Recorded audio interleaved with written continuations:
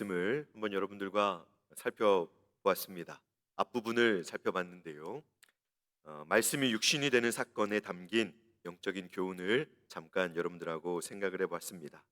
그래서 이제 오늘과 다음 시간에는 성육신하신 예수 그리스도 안에서 발견되는 충만한 은혜와 진리가 무엇인지 그에 대해서 이어서 생각을 해보고자 합니다. 오늘은 성육신하신 예수님의 그 연관지어서 그 예수님께 충만하게 보여진 은혜, 이 은혜가 무엇인지를 잠깐 같이 한번 생각해 보고자 합니다. 본문에서 사도 요한은 이 독생하신 그리스도를 보니 은혜와 진리가 충만하더라라고 이 은혜를 먼저 언급을 하고 있습니다. 오늘 사도가 언급한 이 충만한 은혜는 아버지 하나님께서 우리에게 주시고자 하시는 복을 말씀하는 것입니다. 그것은 성육신하신 예수 그리스도를 통해서 이루어지는 것임을 시사하면서 이 은혜를 하나님께서 저희들에게 주고자 하시는 것으로 말씀을 하고 있습니다. 그래서 은혜는 예수님의 사역에서 발견되는 것보다, 예수님과 예수님의 사역에서 발견되는 것보다 더 어떤 뛰어난 다른 무엇을 생각할 수 없습니다. 사실 예수님 안에서 충만하게 보여진 이 은혜가 사실 우리가 진짜 사모해야 할 은혜라는 것입니다. 여러분, 이 하나님께서 우리에게 주시고자 하시는 이 은혜는 어디에서 가장 절정으로 드러났는가? 그것은 바로 이사야서 53장의 모든 내용이 이제 예수님 안에서 성취된 것으로 생각할 수가 있는데요. 우리를 위해 완전하게 준비하신 그 십자가 사건이 사실 하나님께서 저희에게 주고자 하시는 그 은혜의 절정입니다. 그래서 예수 그리스도께서 그 십자가에서 죽으시고 3일 만에 부활하셨습니다. 여러분은 살아계신 하나님께서 저희들의 삶을 인도하고 계신다는 것을 믿으십니까? 하나님께서 저희 앞길을 인도하시고 또 우리의 이 목자로서 우리의 삶에 동행하고 계심을 믿으십니까? 우리의 진로, 자녀들의 그 인생의 진로, 앞날의 어떤 상황들을 하나님께서 선하게 인도하실 것과 또 우리 교회와 이 나라의 흥망성쇠를 주장하고 계신 분이 바로 하나님이심을 믿으십니까? 이 모든 일들을 우리가 믿는 대로 살아계신 하나님께서 그 주권 안에서 이루고 계심을 믿으시기 바랍니다. 그런데 여러분, 이처럼 창조주가 아니시면 불가능한 하나님의 이 섭리가 어디에서 그 영광을 드러내는지 알고 계십니까? 바로 예수 그리스도의 십자가입니다. 하나님은 인생을 섭리하셔서 이스라엘 백성들에게 구원의 언약을 맺으시고 그 백성들을 저희가 알고 있듯이 창세기에 나오는 이 모든 그 역사 속에서 계속 하나님 백성들을 인도하시다가 이제 애굽에서 인도하여 내시되 홍해 바다를 가르시고 인도하셔서 이제 민족을 이루게 하시고 시간이 흘러 자신의 이름으로 칭함을 받는 나라를 만들어 주셨습니다. 그리고 그 이스라엘에게 복을 주시기도 하시고 때로 징계를 하시기도 하셨는데 그 모든 일들이 세계 역사와 맞물려서 이루어지도록 하셨습니다. 그래서 하나님의 놀라운 은혜의 역사들을 세상 역사 속에서도 우리는 확인할 수가 있는 것입니다. 하나님은 나라와 나라를 이용하시는 분이시고 또 이 자연과 삶의 모든 것들을 자신이 선하고 영광스러운 생명의 뜻을 이루시기 위해서 모두 사용하시고 역사하시는 분이십니다. 자, 그 하나님께서 택하신 백성들에게 영원한 생명을 주시기 위하여 친히 약속하시고 준비하신 그 구원을 위한 하나님의 특별한 섭리는 이제 하나님의 아들의 오심, 즉 성육신을 통해서 드러나기 시작했고 예수님께서 오셔서 그리스도로서 이루신 그 많은 일들을 인해서 최고의 절정을 이루게 된 것입니다. 그 하나님은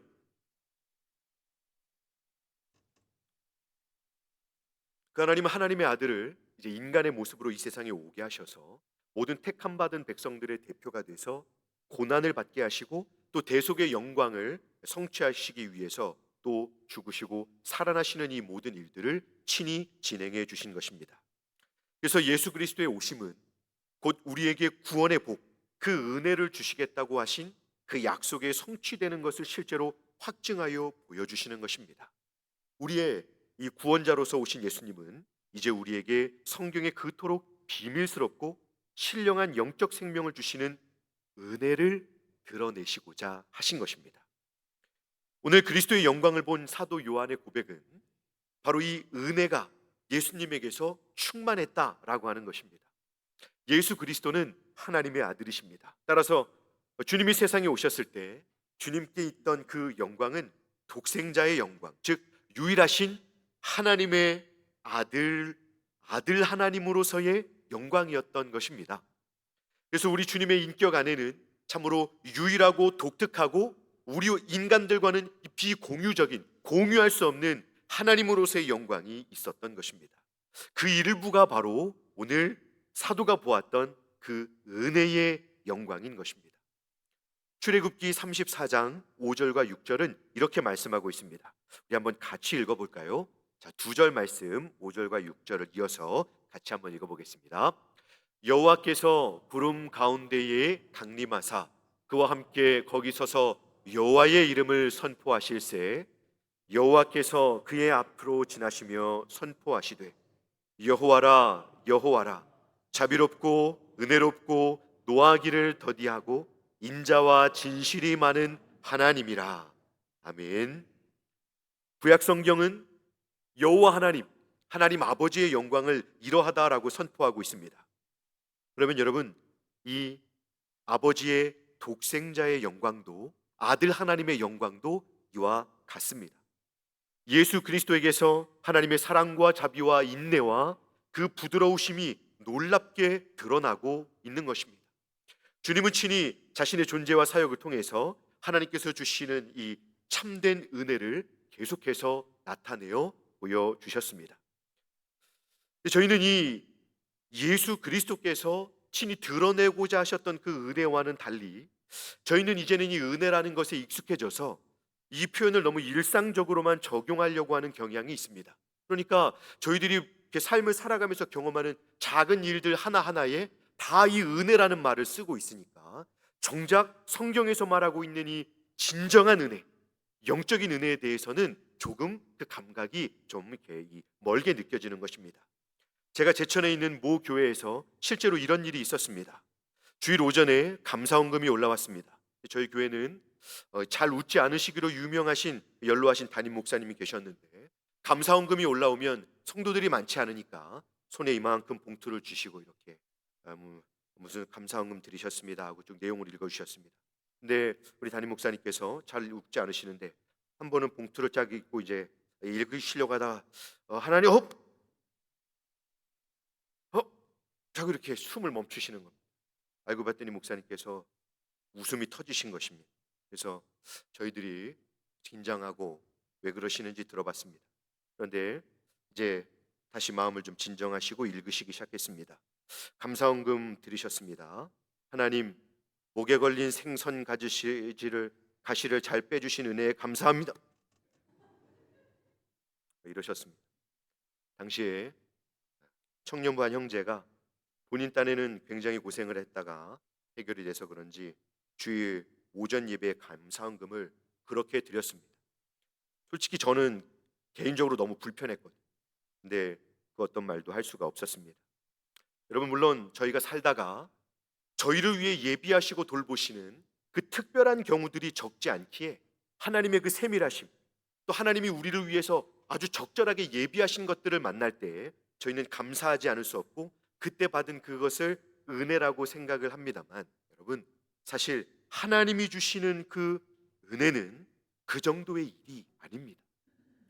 그 뜻은, 은혜는 우리가 다 알고 있잖아요. 받을 만한 자격이 없는 자에게 베푸시는 호의, 그것이 은혜의 뜻인데요. 무한광대하신 영원하신 하나님, 그 하나님께서, 살아계신 하나님께서 유한한 우리 인생들에게, 특별히 타락한 죄인인 우리들에게 친히 사랑과 긍휼로 다가오셔서 우리를 용서하시고 우리와 관계를 맺으심으로써 우리와의 이 놀라운 하나님의 그 사랑으로 말미암은 그 관계 속에서 주시는 그 매우 영적이고 매우 하나님 중심적인 아주 신령한 것을 말씀하는 것입니다. 물론 우리의 삶에서 주시는 그 많은 것도 다 하나님의 은혜입니다. 근데 여러분, 오늘 한번 들어보십시오. 오늘 사도가 말씀하고 있는 그 그리스도의 영광 속에 담겨진 은혜, 그 하나님의 은혜는 예수님의 성육신하심에서 더 충만하게 나타나게 되었던 것입니다. 저희는 하나님의 은혜를 생각할 때 너무 일상적으로, 현실적으로, 피상적으로만 생각합니다만은 오늘 본문의 이 그리스도의 은혜는 그 정도를 넘어서서 은혜의 본질적인 측면, 곧 영원한 생명을 얻는 문제가 보장되어진 그 은혜를 말씀하는 것입니다.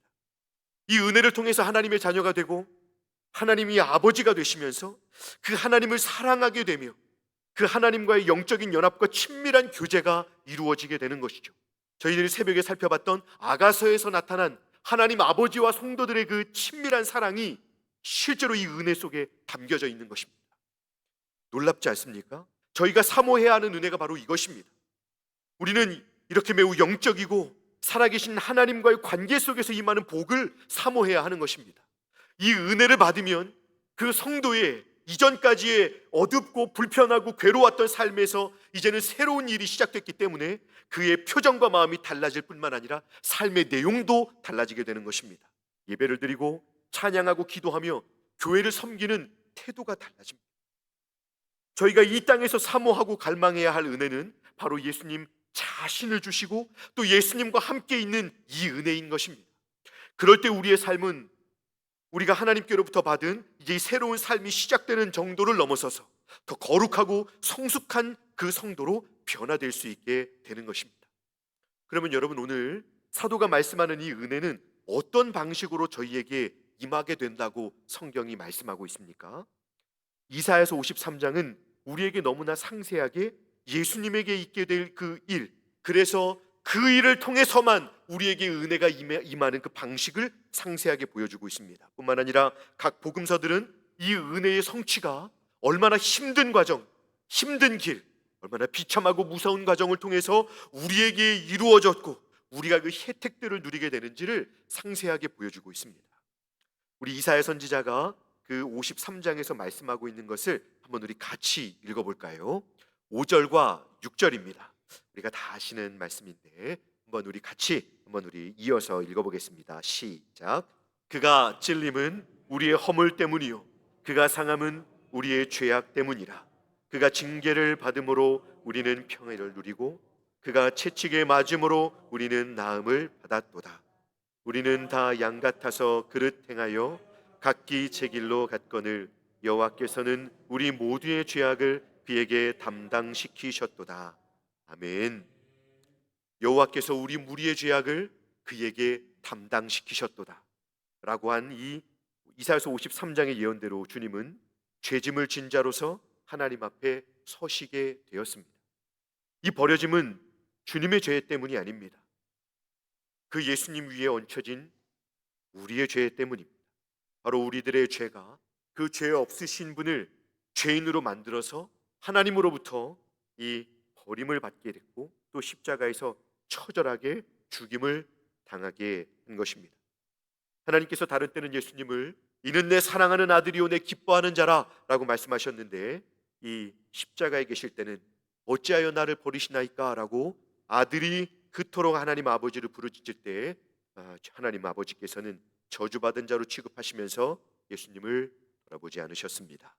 저주받은 자로 십자가에서 고통받으시고 하나님과 이 분리됨을 경험하시게 된 것입니다. 그러면 왜 주님께서 십자가에서 이처럼 처절하게 철저하게 하나님의 버림을 받는 고통을 받으셔야만 했습니까? 여러분, 이것은 저희가 수시로 묵상해야 되는 것입니다. 그 원인은 예수님께 있지 않았습니다. 예수님께서 버림을 당하신 것은 바로 주님이 짊어지신 저희들의 죄 때문입니다. 우리 죄 때문에 예수님이 죽으신 것이죠. 주님은 아담 이래로 사망을 불러오는 죄를 그 한 몸에 짊어지셨던 것입니다. 죄도 없으신 분이, 죄가 어떤 맛인지도 모르시는 분이 우리의 모든 죄를 짊어지시고 우리의 모든 심판을 본인이 친히 당하신 것입니다. 이것은 오직 예수 그리스도에게만 내려질 수 있는 유일한 한 번밖에 없는 공의의 심판인 것입니다. 나중에 있을 심판에서는 죄인들이 다 받아야 하는 것이죠. 왜냐하면 이렇게 주님만 받으셔야만 하는 심판을 십자가에서 받으신 것은 이 세상에 아무도 이와 같은 고난을 받아낼 사람이 없고 이것을 견뎌낼 자격을 갖출 사람이 이 세상에 아무도 없기 때문입니다.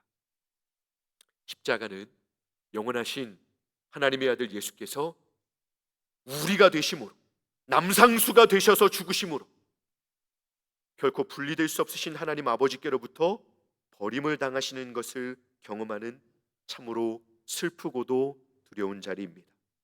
우리의 구원을 위해서 예수님이 형벌의 죽음을 죽으시며 거룩하신 하나님께 버림을 받으시는 자리였습니다. 그러면 여러분, 예수님께서 버림받으심으로 인해서 생겨난 결과는 무엇입니까? 주님께서 무엇을 위해서 이토록 저희들과 같은 죄인을 위해서 자신을 버리셨습니까? 그 결과로 부패하여 하나님의 영광에 나아갈 수 없는 저희가 거룩하신 하나님 앞에 설 수 있게 되었고, 그분의 무한한 용서로 하나님의 자녀가 되고 이제는 그 거룩하신 하나님과 교제하며 살게 되는 이 은혜를 죄인들이었던 저희가, 오늘도 죄를 짓는 저희가 누리게 된 것입니다. 예수를 믿으면서 아직도 기쁨과 행복을 잠시 있다 없어질 물질적인 것과 세상 속에서 찾고 있는 분이 있다면 그분들은 아직도 이 그리스도의 십자가를 통한 구원의 참된 의미와 영광을 모르는 분이십니다. 주님이 십자가에서 고난받으신 것은 결코 가벼운 것이 아니라는 것을 저희 모두는 기억해야 합니다. 고난주간에만 한번 묵상해보는 그런 하나님의 미담이 아닙니다. 예수님은 성육신하셔서 십자가의 구속을 완성하시고 저희에게 구원을 선물하시기 위해서 자신의 생명을 주신 것임을 믿으시기 바랍니다. 제가 전화해서 어떤 형제에게 잘 지냈냐고 안부를 물으면서 예배를 함께 드리자고 그를 초청하고 수련회가 있다고 초청을 할 때 그 형제는 저한테 이렇게 이야기했습니다. 목사님, 저는 괜찮습니다. 수련회를 잘 준비했어요. 괜찮습니다. 저는 괜찮습니다. 목사님은 수고롭게.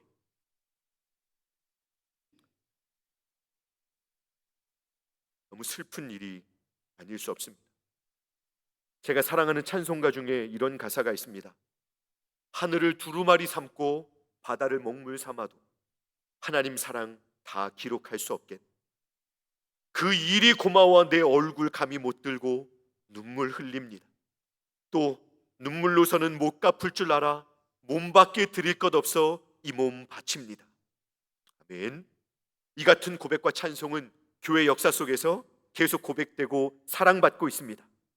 그리스도의 십자가를 통해서 놀라운 용서와 구원을 얻게 된 성도들은 그 구원이, 그 영원한 형벌로부터 받은 구원이 얼마나 크고 놀라운 것인지를 알기에 입을 다물 수가 없습니다. 그래서 이렇게 찬송하고 이렇게 하나님 앞에 감사하는 것이죠.